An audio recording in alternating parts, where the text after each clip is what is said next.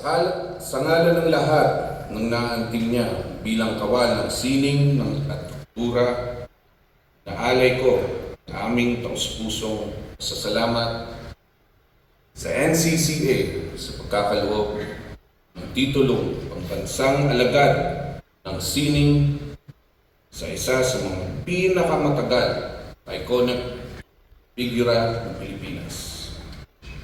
Sa aming ina, Bibining Nora.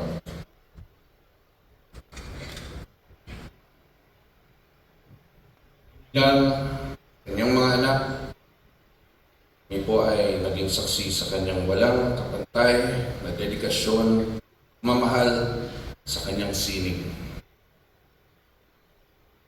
Nasaksihan namin kung paano siya umapan, di lamang para sa kanyang karera, di para sa mga kwentong nais niyang bigyang buhay.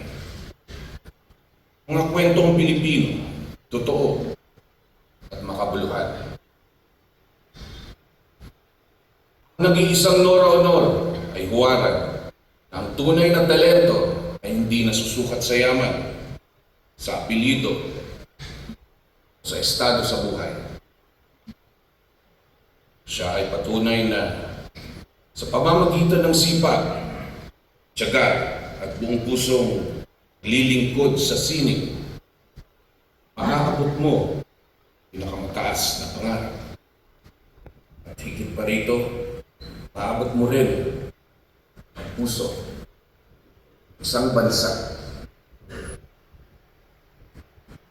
Sa loob ng maraming dekada, hindi po siya natakot, hindi siya umiiwas sa mapanghamon, pero sa halip, iyakap niya ito.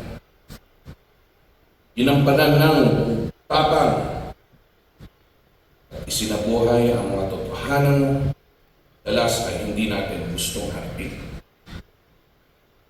Kanyang mga papel ay naging tulay upang maitaguyod ang pelikula, higit pa sa libangan. Ang mga ito ay naging anyo, paninindigan, buka ng katotohanan sa lamin ng ating lipunan. Sa bawat eksena, ginigising niya ang damdamin ng manonood, napaisip, naparamdam, pinapamulan.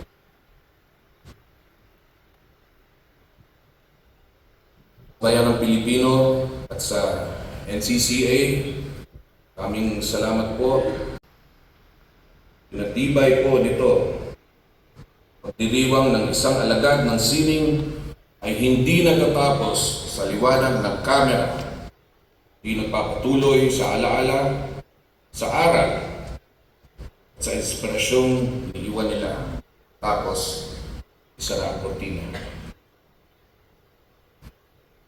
Maraming salamat po.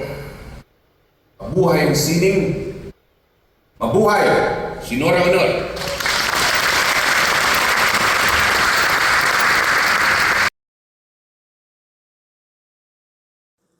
Please like and share my video.